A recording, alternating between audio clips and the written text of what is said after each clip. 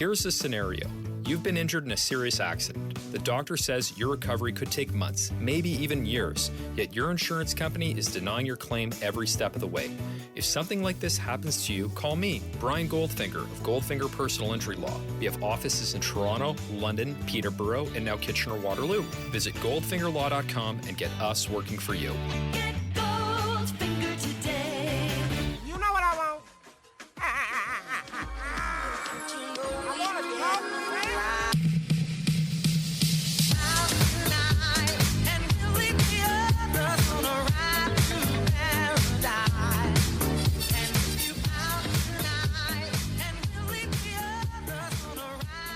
For the love of God, let the music play.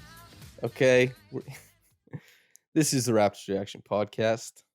132-97. The Raptors lose Game 6 of the first round against the Philadelphia 76ers. They are out of the playoffs now. And damn, that sucks, man. It really does suck. And to see it happen, unceremonious would be the first term that comes to mind. Is the 76ers made an adjustment, and that adjustment was superpowered with the, I would say, resurgence of James Harden, a little bit more pop from Joel Embiid in particular, and the absence of Fred VanVleet, which allowed the 76ers to gear up way more on Pascal than they ever had earlier in the series. It allowed them to garner much better results out of zone, which also was the case in Game 5. And the Raptors, the shot making outside of Pascal Siakam, basically was not where it, shot making and advantage creation for teammates just was not where it needed to be. And they ended up scoring 97 in this game. They gave a lot of transition opportunities to the 76ers. And the 76ers, for what it's worth, getting as much as they did out of Harden, that 22 points, 15 assists, almost 60% from the floor, that is the death knell for the Raptors. That's what puts them in a place where they can no longer compete with those actions. And, Gary Trent Jr. definitely had a good enough series for the most part. Defensively, it was a really, really bad defensive game for him. He struggled immensely in this one. And the 76ers went through the trouble to hunt him, make sure that he was involved in the screening action so that, be it Harden or Embiid, something was going to trigger, a response that Gary was going to be on one of those two guys, and he was going to be in trouble. And they didn't want Scotty or Pascal or Precious or anybody like that, or OG, right, guarding one of Embiid or one of Harden. And that matchup at the very start of the game is where the Raptors started to lose this one. And that's not really Gary's fault. I mean, Gary had a poor defensive game, but if Harden's going to turn back the clock, Gary Trent Jr. is not really the guy who's going to be able to stop him. And they did work to scram switch him out of those switches with Embiid in the post, but that's just dictating that the Raptors have to go to more movement, more rotation, and stuff like that. And it left gaps for guys like Harden to attack, and then the 15 assists just getting downhill, finding guys like Danny Green, 4 of 7 from downtown, Tyrese Maxey, 5 of 12, Tobias Harris, 3 of 8, George Niang, 2 of 3. Like, they made 16 triples in this game, and they outscored the Raptors by a sizable amount, I believe, 24 points from behind the three-point line. And the Raptors, they shot 20% from 3. We're talking about, hey, Harden's getting downhill. They run this action, and, he just passes out, and then they hit a 3. The Raptors on the other end, Pascal Siakam, as we talked about after Game 5, running a lot more pick and roll. They started running more pick and roll in this game, but then they started blitzing it. In fact, they started doubling it just to get the ball out of his hands. And whether it was Gary or OG, who have a little bit more ball handling responsibility, those guys will run off the line, put into spaces where they didn't feel super comfortable shooting, and they didn't hit a lot of their spot-up shots either. OG, 1 for 4. Gary Trent ended up finishing 2 for 6 from 3, right? And Scotty, 2 for 7. Another guy who the ball filtered to when Pascal was getting rid of the double. He took 7 threes, 20 shots overall. He was the guy that most of the possessions filtered into. And the 76ers didn't respect the jump shot. They were totally okay with the ball finding his hands. And Scotty, a rookie who was shown out in this series, deserves a lot of love. Didn't have what it took to punish the 76ers as a whole in this game to get the Raptors to the next one.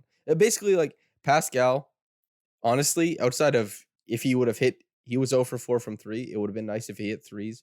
His offensive process, where he got to on the floor, the attention he commanded, 24, 7, 7, and 3. And I think only 3 turnovers as well.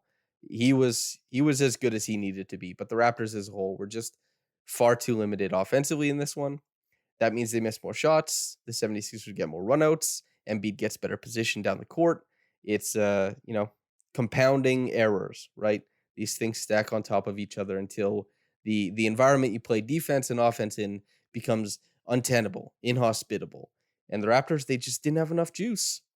The 76ers came out and they were the better team, which finally, the 76ers, like game 3, probably weren't the better team. Game 1 and 2, they were playing the Raptors, where the Raptors just didn't look that great. And they weren't playing their style really. They couldn't turn it over. They couldn't get, offensive rebounds. But now the 76ers, they play a version of the Raptors that had really leaned into their identity, especially without Fred, this long ball, adaptation of basketball. And the 76ers just beat it. Harden played 42 in this game, They made the adjustment to go to zone. They loaded up on Siakam and filtered the ball elsewhere after Siakam just was mind-numbingly fantastic in the first half. He had like 18, 5, and 3. Really good shooting percentage. Chris Boucher's first half as well. I mean, he was just awesome. If they were beating the zone without Siakam, it was because Boucher was making such a hard cut from the baseline against it. The offensive rebounding. He finished with 25 and 10.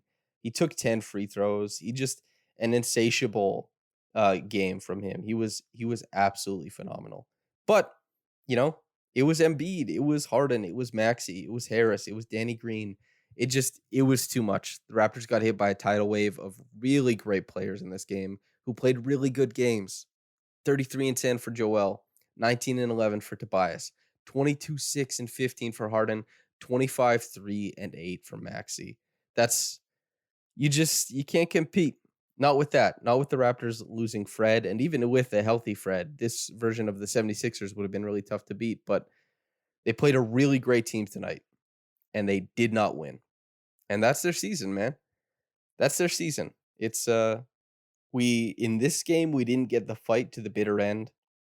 But considering they brought it to game 6 after being down 3-0, losing their all-star guard at the very start of the series, losing their rookie of the year, they came back into it, man. The game ended with a whimper, but as far as I'm concerned, the season ended with a bang. What a way to fight back into this series. Extremely impressive. To oblige those performances from those future Hall of Famers like Embiid, Harden, and this burgeoning star in Tyrese Maxey. And a throwback game from Danny Green as well. And Tobias Harris was also just so solid. Really, really good. You lost to the better team. And the Raptors made their adjustments, and the 76ers, they had to find it for one game.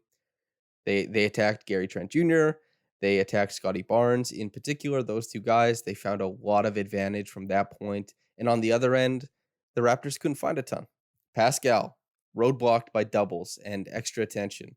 OG, Gary, not really able to get to the spots they want to. And if they are, they're feeling crowded. They're not able to play make out of those situations. And those are the limitations, and that's the game. That's the series. I don't know how much farther I can go in on this very thing. This was a blowout, and blowout games typically have a lot less meat on the bones as far as analysis, and this one was really, really simplistic. Pascal and Boucher played their hearts out and did so at a really impressive clip. And guys like Gary and Scotty, they played their hearts out too, but some of the shot making, some of the defense wasn't there for them. So the performance is a little bit less impressive, but those guys left it on the floor. Scotty left it on the floor. Gary left it on the floor. They did their best. Precious, really, really tough game for him. Shooting wise, decision making wise, wasn't his best defensive showing either. After getting so many games in a row where he was just sterling as far as giving the Raptors an extra bit of punch on offense and just so much defensively, it didn't come through in this one. The Raptors were banking on several, to use the term again, burgeoning things happening. Like they had to bet on improvement from some players. some of the young guys had to show out in ways that maybe you didn't expect. And this is what young teams bank on all the time, is for their young guys to find their presence on the stage. And Scotty came out in the series and did it. In a game like this, he wasn't able to impress his will on the series, but he still kept getting after it. He took a lot of jumpers. It wasn't exactly his game, but he kept trying. That's why it wasn't the best, but he did his thing. And Gary Trent Jr. got to his spots on the floor, hit enough shots offensively, considering how much he's paid, what's asked of him regularly. He was fine, man. He couldn't create for the offense when they loaded up on Pascal. Has anybody ever expected Gary Trent Jr. to suddenly start, you know, creating for everybody else out of the pick and roll and getting downhill into his spots? No, he's a gunner. He comes in, he saves some possessions, he spaces the floor for others. And OG, a really tough game where he couldn't find the space to create for himself or others. Felt squeezed and felt claustrophobic a little bit. Them's the breaks, man. Thaddeus Young, just brilliant playmaking, decent defense. Yeah, I was pretty impressed with his play, but he didn't score. But it's not like he was bad. It's the Raptors were limited in this game. And especially after the 76ers took away a lot of the incentive for, they just wanted to get the ball out of Pascal's hands. And that's why I thought it was kind of funny, is this inversion of, it was the end of the first half, and the 76ers doubled Pascal 40 feet away from the basket to get the ball out of his hands. And I thought about how the Raptors had played Harden so many years before, or for so many years, right? They doubled the moment he crossed half court to get the ball out of his hands. And in this series, they got back into it by making sure that they hardly ever double. Just make him beat you straight up. And mind you, he didn't do it in the same way that he might have done it in the past. They had to screen, get the matchup that they wanted for him to get there. But to see that the 76ers had to do that, to blitz the pick and rolls, to double sometimes, to switch to blitz, right? To do that, to get the ball to Siakam's hands, as the Raptors are finally struggling to hold Harden in isolation, I thought was poetic in a way.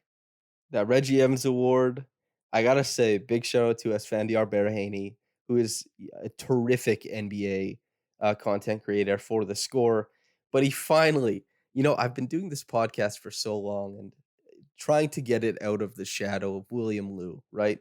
And because William Liu went to Yahoo and started doing this podcast basically just over there, so I couldn't do the typical Raptors Republic stuff. I had to change the tone. I had to change what it sounds like. I had to differentiate, And so the Gerald Henderson Award, the 3 stars, I didn't do any of that. And so I made the Reggie Evans Award. And finally, it's taken this long. I finally saw somebody mention it on Twitter, and Esfandiar S said Chris Boucher, early Reggie Evans Award winner. Finally, I've been waiting for this because the Gerald Henderson Award proliferated on Twitter. Boy, did it ever.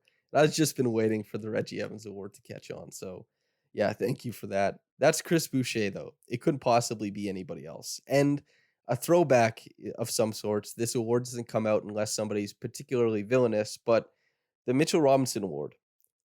Because the first reaction podcast I ever did, Mitchell Robinson did some weird, dirty stuff, and it was a dirty shot on Kyle Lowry. And so the Mitchell Robinson Award was born, and that is to the most villainous player on the other team. I typically don't bring this out, but Joel Embiid loves to be the villain. He is the villain. Absolutely is. He got away with a couple cheap shots, the extra physical after the whistle on Pascal. When he's kind of throwing himself around trying to draw fouls, because he does get fouled, but he's kind of throwing his body around. He does run into people. He's been physical and in an antagonizing way quite a few times in the series. And he's, yelling at the crowd, shut the F up, F you. I know, sorry. If you wanted me to swear there to add punch, I'm sorry. I can't do it on the podcast, not like that. So anyway, but yeah, cursing out the crowd, cheap shots here and there. Is a player who there's definitely foul baiting in his game, which obviously upsets the opposing team. And then he brought back the airplane after a dunk. Game 3, 2019, Eastern Conference semifinals. He does a windmill dunk on the Toronto Raptors. He does the airplane afterwards. He's showboating. He's front running. Yes. And he ended up losing that series. And a very famous, the Raptors obviously went on to win the championship, which was terrific. A very famous meme came out of it. Joel Embiid crying afterwards, and Marc Gasol consoled him. And, he was an incredible player who got beat in the playoffs. And he brought back the airplane, man. Villain. Just an absolute villain. And on the broadcast, Jack Armstrong was talking about respectability and all that kind of stuff. And absolutely, I understand that. If Joel Embiid wants to be the guy who other teams are like, I respect that player, you tip my cap, he would not do these things. But the thing about Joel Embiid is that he does not want hats tipped his way. He wants you to hate him. He wants to ruin your day. And my God, he's he's such a, yeah, man, he's a villain. He is such a villain, and he played that role tremendously. He played it to a tune in this one, and that's how you build that legacy. He wanted the villain legacy. Dagum, he got it, man. Joel Embiid, Mitchell Robinson Award winner. Top quick reaction comment from Moderate Observer. Quote, Raptors are the only team in the NBA who didn't start a player over 30 in these playoffs. Lots of room for growth. The front office needs to balance the roster out with some shooters, though. Allow Pascal and Scotty to pull the doubles and help and create good looks for everyone. Offense needs some more flair for next season. The defense is trending up. End quote. That's, you're bang on. That's pretty much what I talked about in the super short form of what happened in this game, right? Not with Scotty, but I see you're obviously projecting Scotty into the future as a guy who will pull doubles, because he will. He's going to be in the lab this summer. He's going to be in spot. He's going to come back way better.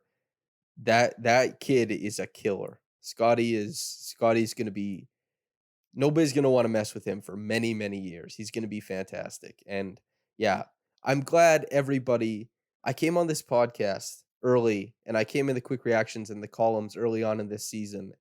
I remember seeing the conception of the fan base was that Pascal was kind of crowding Scotty's progression. I said, of course, that's not true.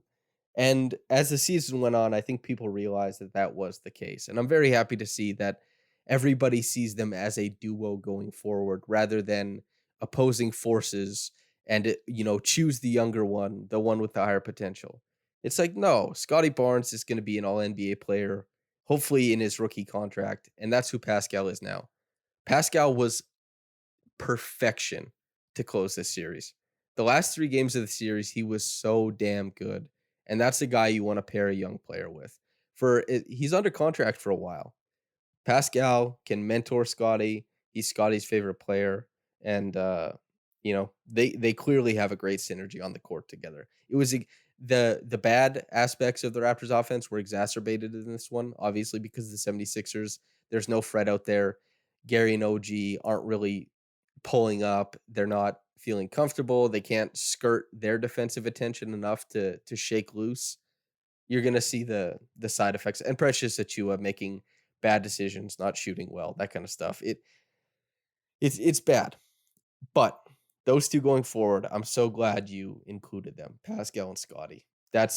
Pascal drove so much of what made the Raptors good this season and in the postseason, and Scotty will do so into the future. I'm really looking forward to those guys together. Next season, I think they're going to be so much fun.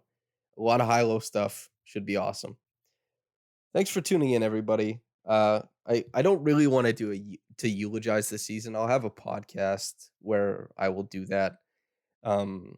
Probably I haven't asked Lewis yet, but I'm sure it'll be with Lewis. We love to eulogize things. And yeah, we'll do that. But for now, thanks for tuning in. Tough game, but a great season. And I'll be talking about how great this season was. Yeah, with Lewis whenever we find time. And thanks for tuning in. Whether you got into this in the morning or at night, have a blessed day and goodbye.